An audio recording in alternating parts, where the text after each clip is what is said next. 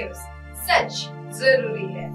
नमस्कार दर्शकों, मैं हूं मयूरी और आप देख रहे हैं MNS न्यूज टीवी। स्वागत है आपका देश की खबरों में। एक नजर डालते हैं आज की हेडलाइंस पर।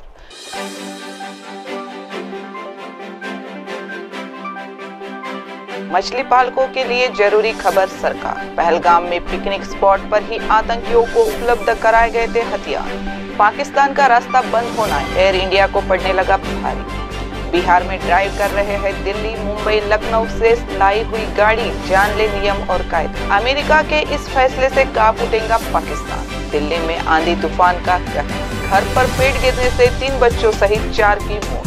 अब खबरें विस्तार से। मछली पालकों के लिए जरूरी खबर। सरकार ने AFDP पोर्टल पर रजिस्ट्रेशन किया अनिवार्य। समस्तीपुर जिले में मछली पालन को डिजिटल बनाने के लिए केंद्र सरकार की NFDP योजना में रजिस्ट्रेशन की गति धीमी है। विभाग ने 12,346 लोगों का लक्ष्य रखा था, लेकिन अब तक केवल 50% की रजिस्ट्रेशन हुआ है।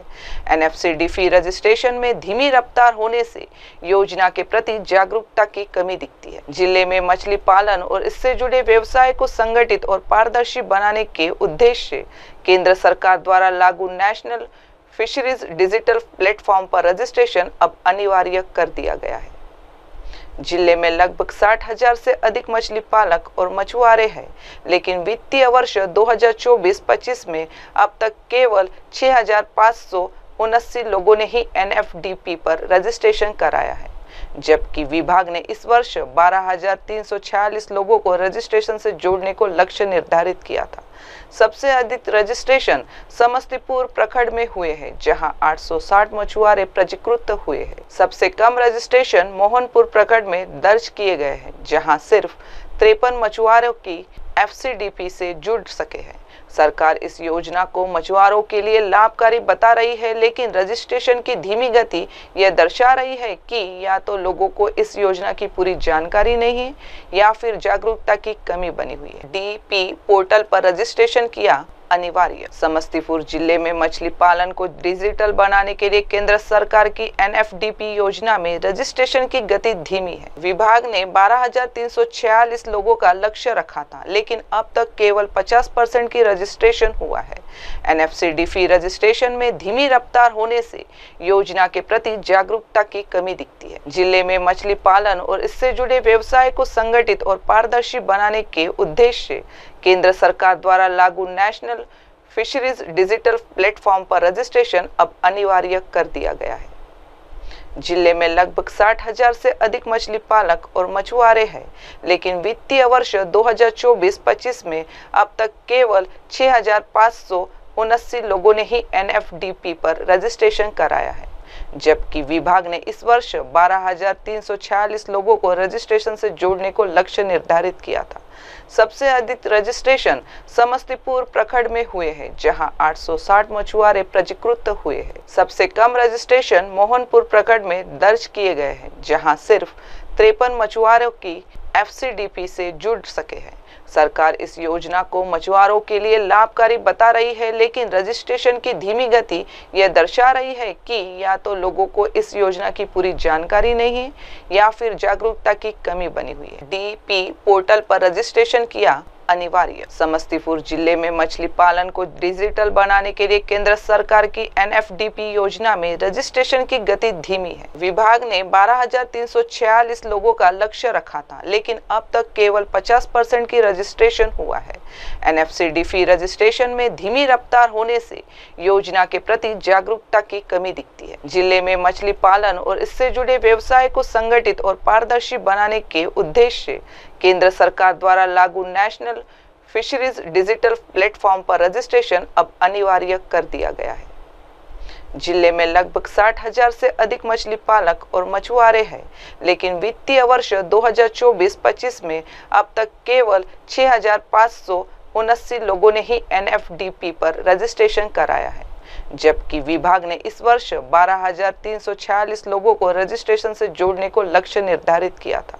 सबसे अधिक रजिस्ट्रेशन समस्तीपुर प्रखंड में हुए हैं, जहां 860 मछुआरे पंजीकृत हुए हैं। सबसे कम रजिस्ट्रेशन मोहनपुर प्रखंड में दर्ज किए गए हैं, जहां सिर्फ 53 मछुआरों की एफसीडीपी से जुड़ सके हैं।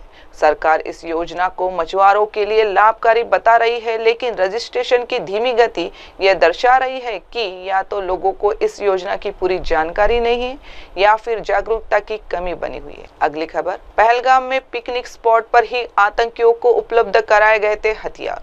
शुभम की पत्नी ने किया बड़ा खुलासा। कानपुर के शुभम त्रिवेदी की पत्नी ईशान्या ने राहुल गांधी से बातचीत करने में पहलगाम आतंकी हमले में स्थानीय लोगों की मिलीभगत का आरोप लगाया। उन्होंने कहा कि आतंकियों को हथियार पिकनिक स्पॉट पर ही उपलब्ध कराए गए थे। घटना के बाद स्थानीय लोगों का रवैया संदिग्ध था और कोई भी मदद के लिए आगे नहीं आया। ईशान्या ने घटना की गहन जांच की मांग की है। आतंक बेलगाम है और आतंकी बेखौफ। इतनी बड़ी वारदात को आतंकी अचानक नहीं अंजाम दे सकते, इसमें गहरी साजिश रही है। पहलगाम में एक नहीं, आतंकियों के अनेकों सहयोगी रहे। घटना के बाद ऐसा महसूस हुआ कि आतंकियों को हथियार ऊपर पिकनिक स्पॉट पर ही उपलब्ध कराए गए। ये बातें बुधवार शाम दिवंगत शुभम त्रिवेदी की पत्नी ईशान्या ने कांग्रेस के पूर्व राष्ट्रीय अध्यक्ष व नेता प्रतिपक्ष राहुल गांधी से कही। ईशान्या ने बताया कि आशंका है कि पूरा विश्वास है कि आतंकियों को इतने घातक व अत्याधुनिक असल ये ऊपर ही उपलब्ध कराए गए। घोड़े वाले या दुकानदार भी उनके मददगार हो सकते हैं, क्योंकि वहां घटना के बाद मौजूद हर स्थानीय की भूमिका संदिग्ध थी। घटना के बाद पीड़ित मदद की गुहार लगाते रहे, लेकिन कोई नहीं आगे आया। घटना के बाद सभी आतंकी कहां गायब हो गए पता ही नहीं चला। इसका मतलब कि वो स्थानीय संरक्षण में ही छिपे हैं। राहुल ने स्वजन की एक एक बात गंभीरता से सुनी और घटना की बारीकी से जानकारी ली। कानपुर के शुभम त्रिवेदी की पत्नी ईशान्या ने राहुल गांधी से बातचीत करने में पहलगाम आतंकी हमले में स्थानीय लोगों की मिलीभगत का आरोप लगाया। उन्होंने कहा कि आतंकियों को हथियार पिकनिक स्पॉट पर ही उपलब्ध कराए गए थे। घटना के बाद स्थानीय लोगों का रवैया संदिग्ध था और कोई भी मदद के लिए आगे नहीं आया। ईशान्या ने घटना की गहन जांच की मांग की है। आतंक बेलगाम है और आतंकी बेखौफ। इतनी बड़ी वारदात को आतंकी अचानक नहीं अंजाम दे सकते, इसमें गहरी साजिश रही है। पहलगाम में एक नहीं, आतंकियों के अनेकों सहयोगी रहे। घटना के बाद ऐसा महसूस हुआ कि आतंकियों को हथियार ऊपर पिकनिक स्पॉट पर ही उपलब्ध कराए गए। ये बातें बुधवार शाम दिवंगत शुभम त्रिवेदी की पत्नी ईशान्या ने कांग्रेस के पूर्व राष्ट्रीय अध्यक्ष व नेता प्रतिपक्ष राहुल गांधी से कही। ईशान्या ने बताया कि आशंका है कि पूरा विश्वास है कि आतंकियों को इतने घातक व अत्याधुनिक असल ये ऊपर ही उपलब्ध कराए गए। घोड़े वाले या दुकानदार भी उनके मददगार हो सकते हैं, क्योंकि वहां घटना के बाद मौजूद हर स्थानीय की भूमिका संदिग्ध थी। घटना के बाद पीड़ित मदद की गुहार लगाते रहे, लेकिन कोई नहीं आगे आया। घटना के बाद सभी आतंकी कहां गायब हो गए पता ही नहीं चला। इसका मतलब कि वो स्थानीय संरक्षण में ही छिपे हैं।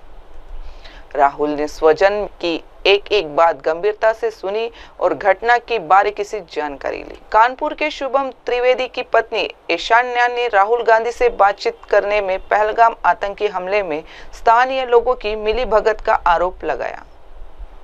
उन्होंने कहा कि आतंकियों को हथियार पिकनिक स्पॉट पर ही उपलब्ध कराए गए थे। घटना के बाद स्थानीय लोगों का रवैया संदिग्ध था और कोई भी मदद के लिए आगे नहीं आया। ईशान्या ने घटना की गहन जांच की मांग की है। आतंक बेलगाम है और आतंकी बेखौफ। इतनी बड़ी वारदात को आतंकी अचानक नहीं अंजाम दे सकते, इसमें गहरी साजिश रही है। पहलगाम में एक नहीं, आतंकियों के अनेकों सहयोगी रहे। घटना के बाद ऐसा महसूस हुआ कि आतंकियों को हथियार ऊपर पिकनिक स्पॉट पर ही उपलब्ध कराए गए। ये बातें बुधवार शाम दिवंगत शुभम त्रिवेदी की पत्नी ईशान्या ने कांग्रेस के पूर्व राष्ट्रीय अध्यक्ष व नेता प्रतिपक्ष राहुल गांधी से कही। ईशान्या ने बताया कि आशंका है कि पूरा विश्वास है कि आतंकियों को इतने घातक व अत्याधुनिक असल ये ऊपर ही उपलब्ध कराए गए। घोड़े वाले या दुकानदार भी उनके मददगार हो सकते हैं, क्योंकि वहां घटना के बाद मौजूद हर स्थानीय की भूमिका संदिग्ध थी। घटना के बाद पीड़ित मदद की गुहार लगाते रहे, लेकिन कोई नहीं आगे आया। घटना के बाद सभी आतंकी कहां गायब हो गए पता ही नहीं चला। इसका मतलब कि वो स्थानीय संरक्षण में ही छिपे हैं। राहुल ने स्वजन की एक एक बात गंभीरता से सुनी और घटना की बारीकी से जानकारी ली। बढ़ते हैं अगली खबर की ओर। पाकिस्तान का रास्ता बंद होना एयर इंडिया को पड़ने लगा भारी। 50 अरब रुपए का लग सकता है फटका। एयर इंडिया को पाकिस्तान के हवाई क्षेत्र में प्रतिबंध के कारण $600 मिलियन का नुकसान हो सकता है। एक रिपोर्ट के अनुसार एयर इंडिया अब चीन के लिए एक अलग रास्ते पर विचार कर रही है। पाकिस्तान ने कुछ समय पहले अपने हवाई क्षेत्र को बंद कर दिया था। इस वजह से एयर इंडिया की उड़ानें पाकिस्तान के ऊपर से नहीं जा पा रही। एयर इंडिया ने सरकार से इस नुकसान की भरपाई करने के लिए कहा है कि उल्लेखनीय है कि कश्मीर के पहलगाम में पर्यटकों पर हुए आतंकी हमले के बाद पाकिस्तान ने यह कदम उठाया है। हमले में नेपाल के एक नागरिक सहित 26 लोगों की जान चली गई थी। इस वजह से भारत की एविएशन कंपनियों को अब लंबा रास्ता अपनाना पड़ा है। इसमें ज्यादा ईंधन खर्च करना पड़ रहा है। एयर इंडिया ने सरकार से एक सब्सिडी मॉडल की मांग की है। यह मॉडल वित्तीय नुकसान को कम करने में मदद करेगा। रॉयटर्स के अनुसार एयर इंडिया ने सरकार को बताया है कि अगर पाकिस्तान का हवाई क्षेत्र बंद रहता है तो उन्हें हर साल 50 अरब रुपए से ज्यादा नुकसान होगा। एयर इंडिया को पाकिस्तान के हवाई क्षेत्र में प्रतिबंध के कारण $600 मिलियन का नुकसान हो सकता है। एक रिपोर्ट के अनुसार एयर इंडिया अब चीन के लिए एक अलग रास्ते पर विचार कर रही है। पाकिस्तान ने कुछ समय पहले अपने हवाई क्षेत्र को बंद कर दिया था।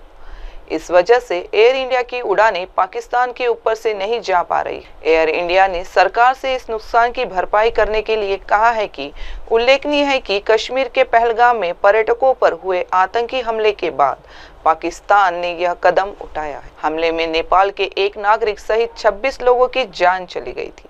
इस वजह से भारत की एविएशन कंपनियों को अब लंबा रास्ता अपनाना पड़ा है। इसमें ज्यादा ईंधन खर्च करना पड़ रहा है। एयर इंडिया ने सरकार से एक सब्सिडी मॉडल की मांग की है। यह मॉडल वित्तीय नुकसान को कम करने में मदद करेगा। रॉयटर्स के अनुसार एयर इंडिया ने सरकार को बताया है कि अगर पाकिस्तान का हवाई क्षेत्र बंद रहता है तो उन्हें हर साल 50 अरब रुपए से ज्यादा नुकसान होगा। एयर इंडिया को पाकिस्तान के हवाई क्षेत्र में प्रतिबंध के कारण $600 मिलियन का नुकसान हो सकता है। एक रिपोर्ट के अनुसार एयर इंडिया अब चीन के लिए एक अलग रास्ते पर विचार कर रही है। पाकिस्तान ने कुछ समय पहले अपने हवाई क्षेत्र को बंद कर दिया था। इस वजह से एयर इंडिया की उड़ानें पाकिस्तान के ऊपर से नहीं जा पा रही। एयर इंडिया ने सरकार से इस नुकसान की भरपाई करने के लिए कहा है कि उल्लेखनीय है कि कश्मीर के पहलगाम में पर्यटकों पर हुए आतंकी हमले के बाद पाकिस्तान ने यह कदम उठाया है। हमले में नेपाल के एक नागरिक सहित 26 लोगों की जान चली गई थी। इस वजह से भारत की एविएशन कंपनियों को अब लंबा रास्ता अपनाना पड़ा है। इसमें ज्यादा ईंधन खर्च करना पड़ रहा है। एयर इंडिया ने सरकार से एक सब्सिडी मॉडल की मांग की है। यह मॉडल वित्तीय नुकसान को कम करने में मदद करेगा। रॉयटर्स के अनुसार एयर इंडिया ने सरकार को बताया है कि अगर पाकिस्तान का हवाई क्षेत्र बंद रहता है तो उन्हें हर साल 50 अरब रुपए से ज्यादा नुकसान होगा। एयर इंडिया को पाकिस्तान के हवाई क्षेत्र में प्रतिबंध के कारण $600 मिलियन का नुकसान हो सकता है। एक रिपोर्ट के अनुसार एयर इंडिया अब चीन के लिए एक अलग रास्ते पर विचार कर रही है। पाकिस्तान ने कुछ समय पहले अपने हवाई क्षेत्र को बंद कर दिया था। इस वजह से एयर इंडिया की उड़ानें पाकिस्तान के ऊपर से नहीं जा पा रही। एयर इंडिया ने सरकार से इस नुकसान की भरपाई करने के लिए कहा है कि उल्लेखनीय है कि कश्मीर के पहलगाम में पर्यटकों पर हुए आतंकी हमले के बाद पाकिस्तान ने यह कदम उठाया है। हमले में नेपाल के एक नागरिक सहित 26 लोगों की जान चली गई थी। इस वजह से भारत की एविएशन कंपनियों को अब लंबा रास्ता अपनाना पड़ा है। इसमें ज्यादा ईंधन खर्च करना पड़ रहा है। एयर इंडिया ने सरकार से एक सब्सिडी मॉडल की मांग की है। यह मॉडल वित्तीय नुकसान को कम करने में मदद करेगा। रॉयटर्स के अनुसार एयर इंडिया ने सरकार को बताया है कि अगर पाकिस्तान का हवाई क्षेत्र बंद रहता है तो उन्हें हर साल 50 अरब रुपए से ज्यादा नुकसान होगा। अब बढ़ते अगली खबर की ओर। बिहार से ड्राइव कर रहे दिल्ली, मुंबई, लखनऊ से लाई हुई गाड़ी, जान ले नियम कायदे वरना भुगतने होंगे अंजाम। बिहार में दूसरे राज्यों की गाड़ियां चलाने वालों के लिए चेतावनी है। सरकार ऐसी गाड़ियों को जब्त कर सकती है। दूसरे राज्य की गाड़ी चलाने के कुछ नियम हैं। नियमों का पालन न करने पर कार्रवाई होगी।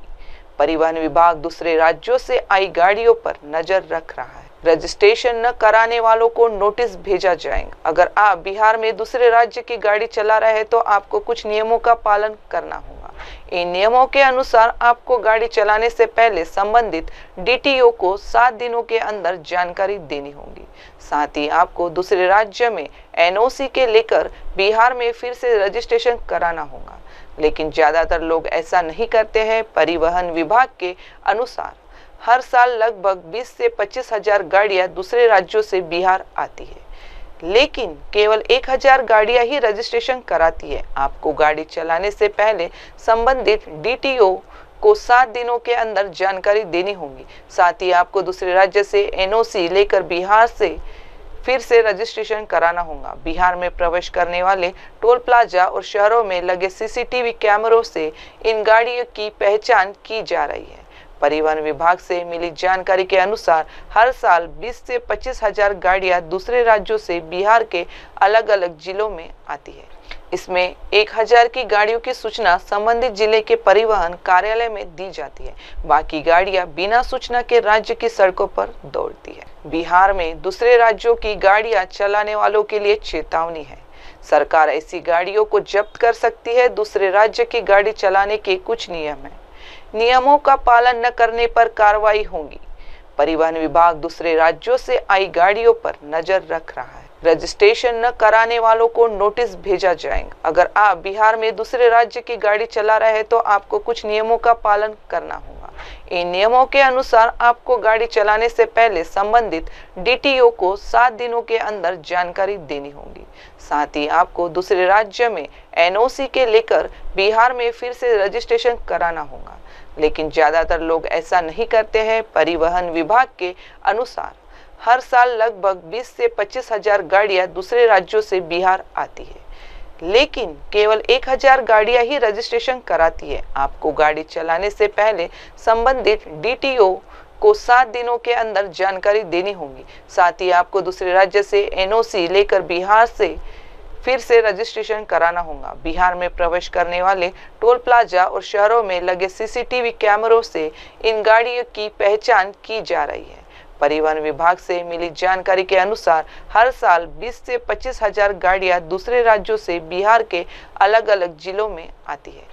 इसमें 1000 की गाड़ियों की सूचना संबंधित जिले के परिवहन कार्यालय में दी जाती है। बाकी गाड़ियां बिना सूचना के राज्य की सड़कों पर दौड़ती है। बिहार में दूसरे राज्यों की गाड़ियां चलाने वालों के लिए चेतावनी है।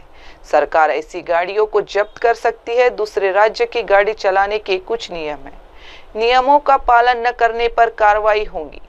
परिवहन विभाग दूसरे राज्यों से आई गाड़ियों पर नजर रख रहा है। रजिस्ट्रेशन न कराने वालों को नोटिस भेजा जाएगा। अगर आप बिहार में दूसरे राज्य की गाड़ी चला रहे हैं तो आपको कुछ नियमों का पालन करना होगा। इन नियमों के अनुसार आपको गाड़ी चलाने से पहले संबंधित डीटीओ को 7 दिनों के अंदर जानकारी देनी होगी।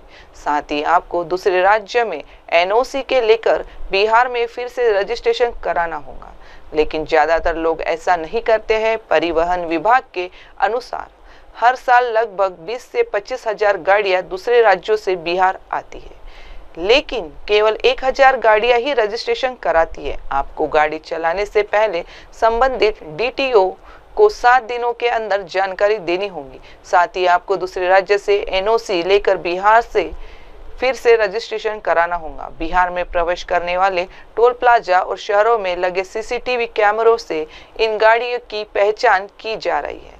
परिवहन विभाग से मिली जानकारी के अनुसार हर साल 20 से 25 हजार गाड़ियां दूसरे राज्यों से बिहार के अलग अलग जिलों में आती है। इसमें 1000 की गाड़ियों की सूचना संबंधित जिले के परिवहन कार्यालय में दी जाती है। बाकी गाड़ियां बिना सूचना के राज्य की सड़कों पर दौड़ती है। बिहार में दूसरे राज्यों की गाड़ियां चलाने वालों के लिए चेतावनी है। सरकार ऐसी गाड़ियों को जब्त कर सकती है। दूसरे राज्य की गाड़ी चलाने के कुछ नियम हैं। नियमों का पालन न करने पर कार्रवाई होगी। परिवहन विभाग दूसरे राज्यों से आई गाड़ियों पर नजर रख रहा है। रजिस्ट्रेशन न कराने वालों को नोटिस भेजा जाएगा। अगर आप बिहार में दूसरे राज्य की गाड़ी चला रहे हैं तो आपको कुछ नियमों का पालन करना होगा। इन नियमों के अनुसार आपको गाड़ी चलाने से पहले संबंधित डीटीओ को 7 दिनों के अंदर जानकारी देनी होगी। साथ ही आपको दूसरे राज्य में एनओसी के लेकर बिहार में फिर से रजिस्ट्रेशन कराना होगा, लेकिन ज्यादातर लोग ऐसा नहीं करते हैं। परिवहन विभाग के अनुसार हर साल लगभग 20 से 25 हजार गाड़ियां दूसरे राज्यों से बिहार आती है, लेकिन केवल 1000 गाड़ियां ही रजिस्ट्रेशन कराती है। आपको गाड़ी चलाने से पहले संबंधित डीटीओ को 7 दिनों के अंदर जानकारी देनी होगी। साथ ही आपको दूसरे राज्य से एनओसी लेकर बिहार से फिर से रजिस्ट्रेशन कराना होगा। बिहार में प्रवेश करने वाले टोल प्लाजा और शहरों में लगे सीसीटीवी कैमरों से इन गाड़ियों की पहचान की जा रही है। परिवहन विभाग से मिली जानकारी के अनुसार हर साल 20 से 25 हजार गाड़ियां दूसरे राज्यों से बिहार के अलग अलग जिलों में आती है। इसमें 1000 की गाड़ियों की सूचना संबंधित जिले के परिवहन कार्यालय में दी जाती है। बाकी गाड़ियां बिना सूचना के राज्य की सड़कों पर दौड़ती है। अब बढ़ते हैं अगली खबर की ओर। अमेरिका के इस फैसले से कांप उठेगा पाकिस्तान। भारत को दिए ऐसे हथियार कि पड़ोसी मुल्क कुछ करने से पहले सोचेगा। भारत और पाकिस्तान के बीच तनाव के बीच अमेरिका ने भारत को 131 मिलियन अमेरिकी डॉलर के मिलिट्री हार्डवेयर और लॉजिस्टिक सपोर्ट देने का फैसला किया है। यह कदम भारत की समुद्री निगरानी क्षमता को बढ़ाएगा और हिंद प्रशांत क्षेत्र में उसकी स्थिति को मजबूत करेगा। वहीं तुर्की ने पाकिस्तान को हथियार सप्लाई करने की खबरों का खंडन किया। यह फैसला भारत और अमेरिका के मजबूत होते रिश्तों को दिखाता है। पेंटागन के अंतर्गत काम करने वाली संस्था डिफेंस सिक्योरिटी कोऑपरेशन एजेंसी ने मिलिट्री हार्डवेयर्स की सप्लाई के लिए जरूरी सर्टिफिकेट दे दिया है। अमेरिकी सरकार ने इस बारे में अमेरिकी कांग्रेस को भी जानकारी दे दी है। अमेरिका के पूर्व राष्ट्रपति डोनाल्ड ट्रंप चाहते हैं कि भारत अमेरिका से और ज्यादा हथियार खरीदे। विदेशी सैन्य बिक्री के तहत ये supply Indo Pacific maritime domain awareness program के तहत भारत अमेरिका सहयोग से जुड़ी है। मतलब अमेरिका भारत को समुद्री क्षेत्र में निगरानी रखने में मदद करेगा। अमेरिका के अनुसार भारत ने सी विजन सॉफ्टवेयर, रिमोट सॉफ्टवेयर और एनालिटिक्स सपोर्ट खरीदने की इच्छा जताई थी। इसके अलावा भारत सी विजन डॉक्यूमेंटेशन और लॉजिस्टिक्स से जुड़ी अन्य चीजें भी चाहता था। भारत और पाकिस्तान के बीच तनाव के बीच अमेरिका ने भारत को 131 मिलियन अमेरिकी डॉलर के मिलिट्री हार्डवेयर और लॉजिस्टिक सपोर्ट देने का फैसला किया है। यह कदम भारत की समुद्री निगरानी क्षमता को बढ़ाएगा और हिंद प्रशांत क्षेत्र में उसकी स्थिति को मजबूत करेगा। वहीं तुर्की ने पाकिस्तान को हथियार सप्लाई करने की खबरों का खंडन किया। यह फैसला भारत और अमेरिका के मजबूत होते रिश्तों को दिखाता है। पेंटागन के अंतर्गत काम करने वाली संस्था डिफेंस सिक्योरिटी कोऑपरेशन एजेंसी ने मिलिट्री हार्डवेयर्स की सप्लाई के लिए जरूरी सर्टिफिकेट दे दिया है। अमेरिकी सरकार ने इस बारे में अमेरिकी कांग्रेस को भी जानकारी दे दी है। अमेरिका के पूर्व राष्ट्रपति डोनाल्ड ट्रंप चाहते हैं कि भारत अमेरिका से और ज्यादा हथियार खरीदे। विदेशी सैन्य बिक्री के तहत ये supply Indo Pacific maritime domain awareness program के तहत भारत अमेरिका सहयोग से जुड़ी है। मतलब अमेरिका भारत को समुद्री क्षेत्र में निगरानी रखने में मदद करेगा। अमेरिका के अनुसार भारत ने सी विजन सॉफ्टवेयर, रिमोट सॉफ्टवेयर और एनालिटिक्स सपोर्ट खरीदने की इच्छा जताई थी। इसके अलावा भारत सी विजन डॉक्यूमेंटेशन और लॉजिस्टिक्स से जुड़ी अन्य चीजें भी चाहता था। भारत और पाकिस्तान के बीच तनाव के बीच अमेरिका ने भारत को 131 मिलियन अमेरिकी डॉलर के मिलिट्री हार्डवेयर और लॉजिस्टिक सपोर्ट देने का फैसला किया है। यह कदम भारत की समुद्री निगरानी क्षमता को बढ़ाएगा और हिंद प्रशांत क्षेत्र में उसकी स्थिति को मजबूत करेगा। वहीं तुर्की ने पाकिस्तान को हथियार सप्लाई करने की खबरों का खंडन किया। यह फैसला भारत और अमेरिका के मजबूत होते रिश्तों को दिखाता है। पेंटागन के अंतर्गत काम करने वाली संस्था डिफेंस सिक्योरिटी कोऑपरेशन एजेंसी ने मिलिट्री हार्डवेयर्स की सप्लाई के लिए जरूरी सर्टिफिकेट दे दिया है। अमेरिकी सरकार ने इस बारे में अमेरिकी कांग्रेस को भी जानकारी दे दी है। अमेरिका के पूर्व राष्ट्रपति डोनाल्ड ट्रंप चाहते हैं कि भारत अमेरिका से और ज्यादा हथियार खरीदे। विदेशी सैन्य बिक्री के तहत ये supply Indo Pacific maritime domain awareness program के तहत भारत अमेरिका सहयोग से जुड़ी है। मतलब अमेरिका भारत को समुद्री क्षेत्र में निगरानी रखने में मदद करेगा। अमेरिका के अनुसार भारत ने सी विजन सॉफ्टवेयर, रिमोट सॉफ्टवेयर और एनालिटिक्स सपोर्ट खरीदने की इच्छा जताई थी। इसके अलावा भारत सी विजन डॉक्यूमेंटेशन और लॉजिस्टिक्स से जुड़ी अन्य चीजें भी चाहता था। भारत और पाकिस्तान के बीच तनाव के बीच अमेरिका ने भारत को 131 मिलियन अमेरिकी डॉलर के मिलिट्री हार्डवेयर और लॉजिस्टिक्स सपोर्ट देने का फैसला किया है। यह कदम भारत की समुद्री निगरानी क्षमता को बढ़ाएगा और हिंद प्रशांत क्षेत्र में उसकी स्थिति को मजबूत करेगा। वहीं तुर्की ने पाकिस्तान को हथियार सप्लाई करने की खबरों का खंडन किया। यह फैसला भारत और अमेरिका के मजबूत होते रिश्तों को दिखाता है। पेंटागन के अंतर्गत काम करने वाली संस्था डिफेंस सिक्योरिटी कोऑपरेशन एजेंसी ने मिलिट्री हार्डवेयर्स की सप्लाई के लिए जरूरी सर्टिफिकेट दे दिया है। अमेरिकी सरकार ने इस बारे में अमेरिकी कांग्रेस को भी जानकारी दे दी है। अमेरिका के पूर्व राष्ट्रपति डोनाल्ड ट्रंप चाहते हैं कि भारत अमेरिका से और ज्यादा हथियार खरीदे। विदेशी सैन्य बिक्री के तहत ये supply Indo Pacific maritime domain awareness program के तहत भारत अमेरिका सहयोग से जुड़ी है। मतलब अमेरिका भारत को समुद्री क्षेत्र में निगरानी रखने में मदद करेगा। अमेरिका के अनुसार भारत ने सी विजन सॉफ्टवेयर, रिमोट सॉफ्टवेयर और एनालिटिक्स सपोर्ट खरीदने की इच्छा जताई थी। इसके अलावा भारत सी विजन डॉक्यूमेंटेशन और लॉजिस्टिक्स से जुड़ी अन्य चीजें भी चाहता था। दिल्ली में आंधी तूफान का कहर, घर पर पेड़ गिरने से 3 बच्चों सहित 4 की मौत, छत ढहने पर मलबे में दबे 4 लोग। दिल्ली एनसीआर में आज मौसम का कहर देखने को मिला है। सुबह सुबह चले आंधी तूफान के कारण दिल्ली के एक मकान के ऊपर पेड़ गिर गया। इस हादसे में 3 बच्चों सहित 4 लोगों की मौत हो गई। ऐसी ही एक और घटना में छत गिरने से 4 लोग उसके मलबे के नीचे दब गए। दिल्ली के छावला में एक घर की छत गिरने से 4 लोग मलबे के नीचे दब गए। दिल्ली पुलिस के मुताबिक द्वारका खरकरी नहर गांव में खेत में बने ट्यूबवेल के कमरे में 26 साल की ज्योति अपने पति अजय और 3 बच्चों के साथ सो रही थी। इस दौरान कमरे पर एक नीम का बड़ा पेड़ गिर गया। पेड़ गिरने से ज्योति और उसके तीनों बच्चों की मौत हो गई। हादसे में अजय को मामूली चोटें आई हैं। दिल्ली एनसीआर में आज बारिश के बाद जगह जगह पानी भर गया है। सुबह से ही ऐसी कई तस्वीरें सामने आ चुकी है जिसमें सड़क पर चल रही गाड़ियों का आधा पहिया पानी के अंदर डूबता दिख रहा है।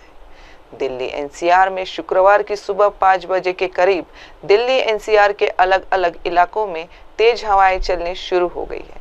मौसम विभाग के मुताबिक दिल्ली के प्रगति मैदान में तो 78 किलोमीटर प्रति घंटे की रफ्तार से हवाएं चली है। इस दौरान जमकर बारिश हुई जिसके कारण दिल्ली के अलग अलग इलाकों में पानी भर गया। कई जगह पेड़ और घरों के कांच गिरने की घटनाएं भी सामने आई। छत ढहने पर मलबे में दबे 4 लोग। दिल्ली एनसीआर में आज मौसम का कहर देखने को मिला है। सुबह सुबह चले आंधी तूफान के कारण दिल्ली के एक मकान के ऊपर पेड़ गिर गया। इस हादसे में 3 बच्चों सहित 4 लोगों की मौत हो गई। ऐसी ही एक और घटना में छत गिरने से 4 लोग उसके मलबे के नीचे दब गए। दिल्ली के छावला में एक घर की छत गिरने से 4 लोग मलबे के नीचे दब गए। दिल्ली पुलिस के मुताबिक द्वारका खरकरी नहर गांव में खेत में बने ट्यूबवेल के कमरे में 26 साल की ज्योति अपने पति अजय और 3 बच्चों के साथ सो रही थी। इस दौरान कमरे पर एक नीम का बड़ा पेड़ गिर गया। पेड़ गिरने से ज्योति और उसके तीनों बच्चों की मौत हो गई। हादसे में अजय को मामूली चोटें आई हैं। दिल्ली एनसीआर में आज बारिश के बाद जगह जगह पानी भर गया है। सुबह से ही ऐसी कई तस्वीरें सामने आ चुकी है जिसमें सड़क पर चल रही गाड़ियों का आधा पहिया पानी के अंदर डूबता दिख रहा है। दिल्ली एनसीआर में शुक्रवार की सुबह 5 बजे के करीब दिल्ली एनसीआर के अलग अलग इलाकों में तेज हवाएं चलनी शुरू हो गई है। मौसम विभाग के मुताबिक दिल्ली के प्रगति मैदान में तो 78 किलोमीटर प्रति घंटे की रफ्तार से हवाएं चली है। इस दौरान जमकर बारिश हुई, जिसके कारण दिल्ली के अलग अलग इलाकों में पानी भर गया। कई जगह पेड़ और घरों के कांच गिरने की घटनाएं भी सामने आई। छत ढहने पर मलबे में दबे 4 लोग। दिल्ली एनसीआर में आज मौसम का कहर देखने को मिला है। सुबह सुबह चले आंधी तूफान के कारण दिल्ली के एक मकान के ऊपर पेड़ गिर गया। इस हादसे में 3 बच्चों सहित 4 लोगों की मौत हो गई। ऐसी ही एक और घटना में छत गिरने से 4 लोग उसके मलबे के नीचे दब गए। दिल्ली के छावला में एक घर की छत गिरने से 4 लोग मलबे के नीचे दब गए। दिल्ली पुलिस के मुताबिक द्वारका खरकरी नहर गांव में खेत में बने ट्यूबवेल के कमरे में 26 साल की ज्योति अपने पति अजय और 3 बच्चों के साथ सो रही थी। इस दौरान कमरे पर एक नीम का बड़ा पेड़ गिर गया। पेड़ गिरने से ज्योति और उसके तीनों बच्चों की मौत हो गई। हादसे में अजय को मामूली चोटें आई हैं। दिल्ली एनसीआर में आज बारिश के बाद जगह जगह पानी भर गया है। सुबह से ही ऐसी कई तस्वीरें सामने आ चुकी है, जिसमें सड़क पर चल रही गाड़ियों का आधा पहिया पानी के अंदर डूबता दिख रहा है। दिल्ली एनसीआर में शुक्रवार की सुबह 5 बजे के करीब दिल्ली एनसीआर के अलग अलग इलाकों में तेज हवाएं चलनी शुरू हो गई है। मौसम विभाग के मुताबिक दिल्ली के प्रगति मैदान में तो 78 किलोमीटर प्रति घंटे की रफ्तार से हवाएं चली है। इस दौरान जमकर बारिश हुई, जिसके कारण दिल्ली के अलग अलग इलाकों में पानी भर गया। कई जगह पेड़ और घरों के कांच गिरने की घटनाएं भी सामने आई। अब वक्त हो चुका है एक छोटे से ब्रेक का। आप देखते रहिए MNS न्यूज टीवी। नमस्कार। हाय हेलो नमस्कार, मैं हूं पंकज विष्णु और आप देख रहे हैं MNS न्यूज। आप देख रहे हैं MNS न्यूज, सच जरूरी।